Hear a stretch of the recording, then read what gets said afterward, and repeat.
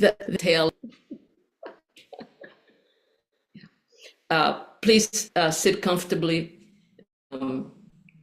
If you need to take care of your body, do it in any way that it summons you. Okay, it's official now. It's a recording going on. Last Sunday, while we were sitting, this inspiration arose to offer some words today on the sixth and final fall zazen before we begin to move deeper into the seasons of darkness and in December, Rohatsu. And I've taken the liberty of writing some notes because those of you who've known me for a while probably have experienced, oh, hello there, furry one. that I can talk for a while. So I want to make sure that I stay on point. But so this weekend, then I've been sitting with the fact that yesterday was the Dia de los Muertos, the Day of the Dead. Day before would have been Sejiki in the Soto Zen tradition, where we feed the hungry ghosts. Here in Portugal, yesterday was a holiday, and one of the things that happened was that I was invited to attend an event. The son of a friend runs a restaurant, and in January, and then yesterday, he hosts a fado night, which is you have like a 5-course meal, and then this well-known fado singers come. And fado is, for those of you who might not be familiar with, is sort of this traditional Portuguese song, saudade, it's like incredible. It really touches me. I feel it's part of my karma that I've ended up here in Portugal, because of all my life, fado has really spoken to me. Although I don't speak its language, it's just the felt sense and the music. The piece about fado, that somehow I thought it was an auspicious coincidence that I was invited to this last night, and then I've been reflecting and metabolizing what would I want to share in this Dharma story, because this is my story that I'm sharing with you at this moment, was that fado is so much about longing, It's about longing, for things, And when hearing the music, and most often the singers of fado are in female bodies, it just comes in deep, right? Even if one doesn't, I don't understand the words. Right? And one person I heard a couple years ago referred to fado, said it is the presence of the absence, right? Presence of the absence. So that's been a theme that that's been sitting with me in the last week or so. This longing, what is longing? What do we long for? Whether it's something we want or something we don't want, seems to be an energy of longing underneath it. And yet here in our practice, in the teachings, we talk about us. There's no permanent self. There's an emptiness. Right? So how does an emptiness, pardon me, I have some, like an eyelash caught in my eye that is keeping me from focusing on, I'm longing for this thing to end. We're empty, we're space, So what is it that longs? What is it that, There's a man called Mike Stiller who I first learned about because he offered an online Dharma talk at Springwater Center, Tony Packer's place, and now the people that she has asked to carry on her work of meditative inquiry. And Mike is an artist. He's also has a Substack. And every couple of days, he drops the short writings or quotes. And he describes himself, quote, "Many years ago, as a novice Zen student, I took a vow to awaken for the sake of all living beings. I no longer identify with any tradition, but these writings arise from the realization of that vow and hopefully resonate in the reader's heart." So there's a writing I want to share with you in the context of this talk, which Mike called Space. And it goes like this: "We are the space that hears the clock ticking and the airplane overhead. We are the space that gets upset at the news. We are the space that gets bored or angry or sad or delighted at the morning sun coming through the trees.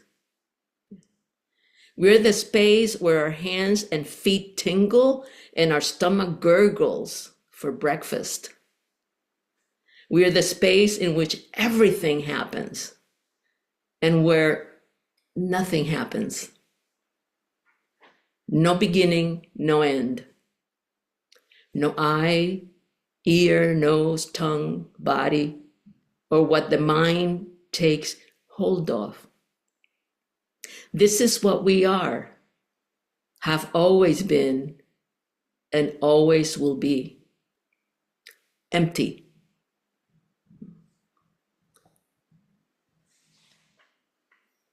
Mike dropped that writing on the 29th of October as I was reflecting on our practice and what's happening in the world. And sharing some words with you.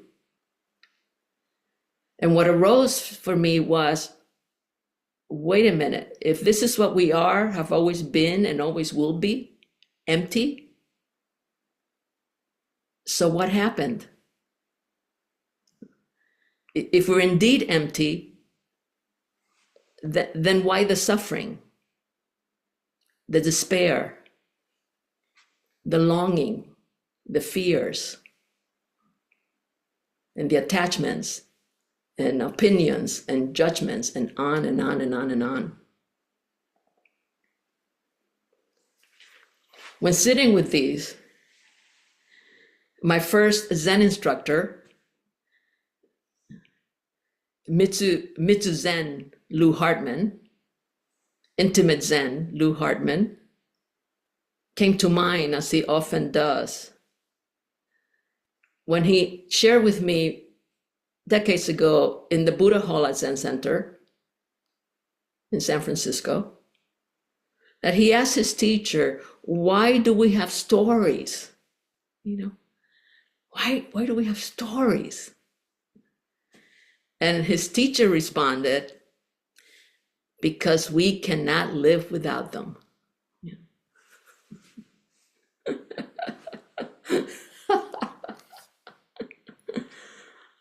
I thought that was so cool.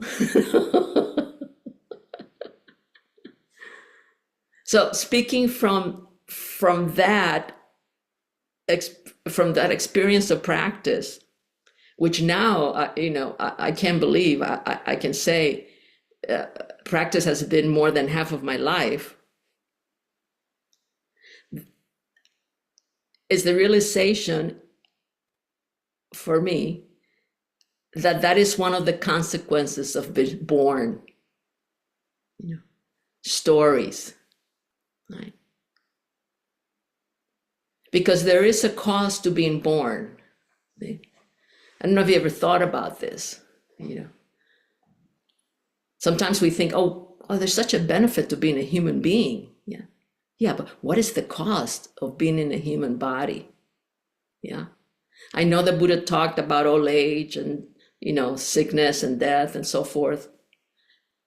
But that comes, that comes toward the end. I'm talking about the moment we come, poof, and lose that intimate, warm space where we've been swimming and we feel so, I imagine, protected, safe. Right?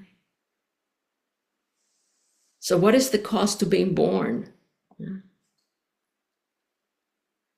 So what I will share now is my story, an experience of what I see as the cost that lives with us 24/7. One, forgetting. And one definition I saw was forgetting is not remembering something that was known before. Right? And what we forget is that we are from time immemorial a minute, insignificant speck in a web of interconnectedness. Two, a cost is this longing. This longing. One definition I saw was a long, unfulfilled desire for something that promises pleasure of some kind. Right? We get caught in this dance cycle of grasping or aversion, feeding the longing, right? And not realizing that when the longing is fed, we're actually numbing to what's underneath that gives rise to that, right? And not going deep to truly realize what gives rise to that longing. Keeps us chained, to desire, where the desire is for something good and cozy and fluffy and a labubu, maybe,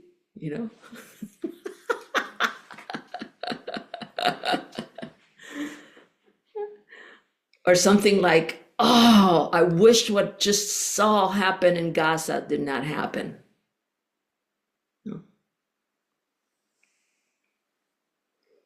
And the third is denying, right? Which again, a definition is that to refuse, to accept, recognize, or believe, and that denial, as my Zen master Blanche Harmon Roshi, Zenke Blanche Harmon Roshi said to me one day, while she stamped, on her knee, on her thighs, while we were sitting face to face in Dokusan in the practice interview, is denying that this very body will certainly die. Right? And that's how we spend most of the precious time that we have on the planet, forgetting, longing, and denying. And how did I come to this? How did this story arose? Well, it arose with a story, right? Edna O'Brien's book, Girl. I don't know how many of you heard or knew of Edna O'Brien, a renowned Irish novelist from County Clare. She died last July at 93 years old in London, where she spent a lot of her life. Her first book was called The Country Girls, was published in 1960. It was banned in Ireland, 1960, post-World War II. It was banned in Ireland, and from the pulpit, Catholic pulpits, it was, thrown out, because she broke this boundary of speaking up as sexual experiences. And so most of her novels, if not all of them, are about young women or women coming to awakening and so forth. But her last novel is Girl, which was published in 2019. And in this book, It's a fictional account by one of the girls that was kidnapped from a school in Chibok in northeastern Nigeria in 2014 by Boko Haram, which is a militant Islamic group. 276 girls were kidnapped. And until this September, I believe the UN said that already like 90, I wrote it down somewhere, that still there's like 91 girls that might be, that are disappeared or still in captivity. Right? So what is it about this book? Well, what I noticed that recently, when once again I returned to read it just last week, which I've done several times over the last month, I keep going back to it, is that I would read a few pages, and then all of a sudden, after 2-3 pages, I'd zero in on a distraction, and I go away from it, and then I go on about my business. I come back to it. I start again from the beginning, chapter 1, and the same thing. And again, after months, I haven't even finished the first chapter. Why? Truly don't know. Can only make up a story. Yet what I do know is my body's experience of the seduction of forgetting, longing, and denying that what's fictional in that book really, really happened.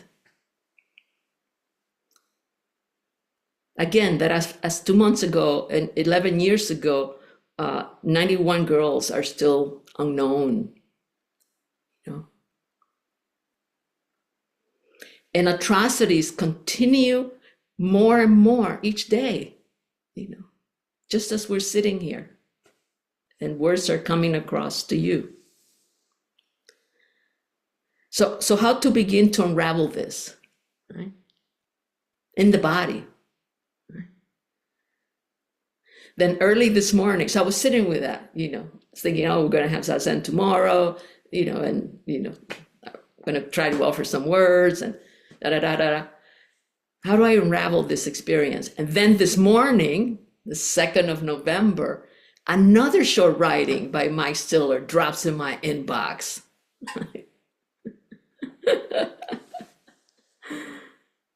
And this one, he titled, "To Be a Beginner." I don't usually post anything because, social media is like an unknown territory to me, but I sent him a little heart. We've communicated a couple of times. And I said, imagining Suzuki Roshi smiling, ... right? To be a beginner. And this is Mike's words. True meditation is the art of being a beginner. Being a beginner is being willing to see things as they are, innocently, with no agenda. With no agenda means the abeyance of self-concern. For instance, we can meet sadness, happiness, fear, anger, or whatever is happening directly without trying to fix it or make it go away or even to understand it. When we meet life without manipulation, those feelings, whether positive or negative, flow through us without obstruction. And then we're free. Wow. That's an elixir. Don't raise your hands if you want to be free.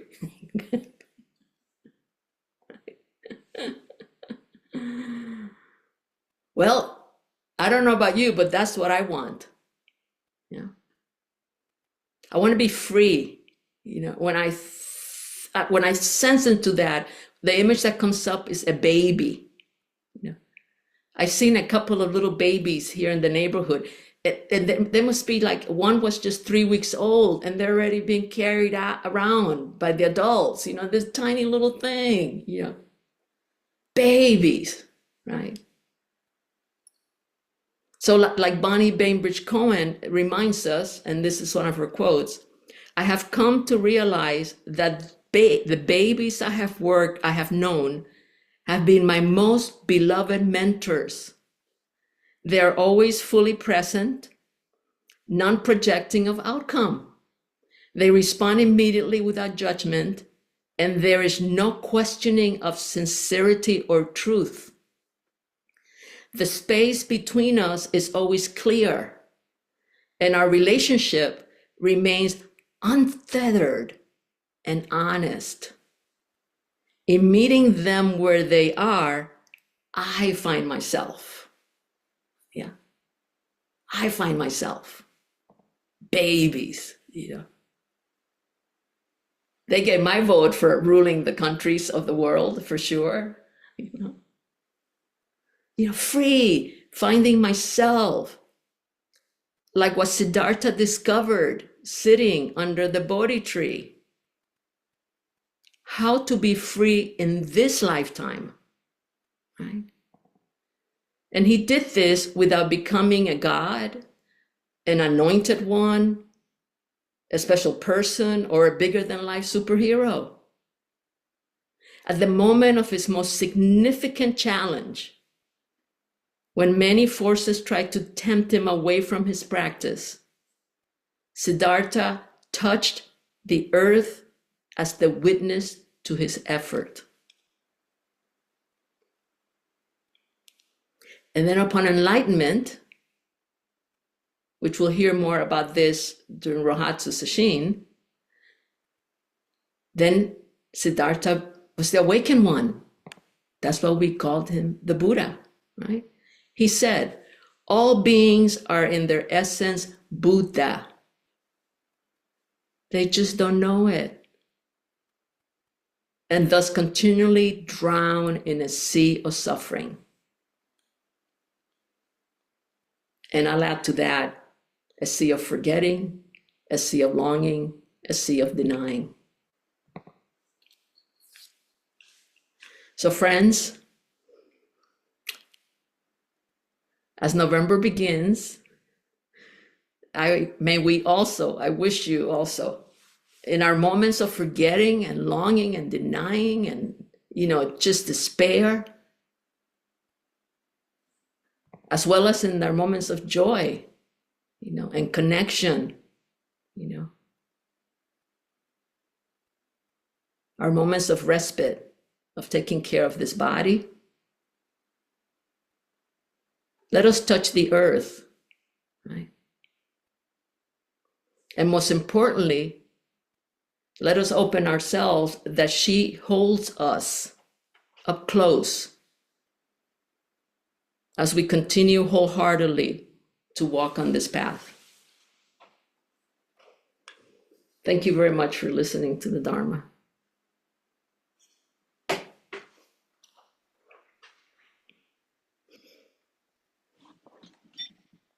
Shall we chant the 4 vows? Yeah, I'd like to chant Shantideva's vows and then have a few minutes if folks, okay. And I'm going to include all of you, though I haven't received your permission to include you. And now, as long as space endures, and as long as there's beings to be found, may we continue likewise to remain, to drive away the sorrows of the world. And now, as long as space endures, and as long as there are beings to be found, may we continue likewise to remain, to drive away the sorrows of the world. And now, as long as space endures, and as long as there are beings to be found, may we continue likewise to remain, to drive away the sorrows of the world.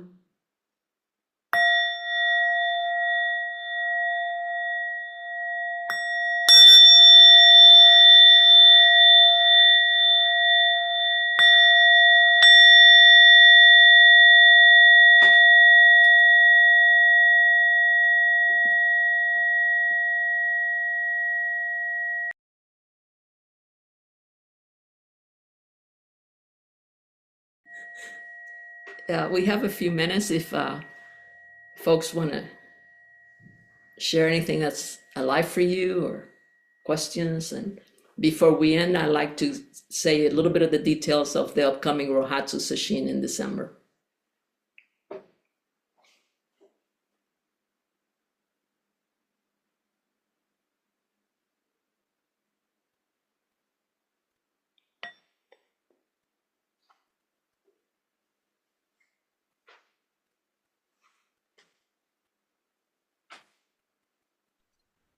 Hello?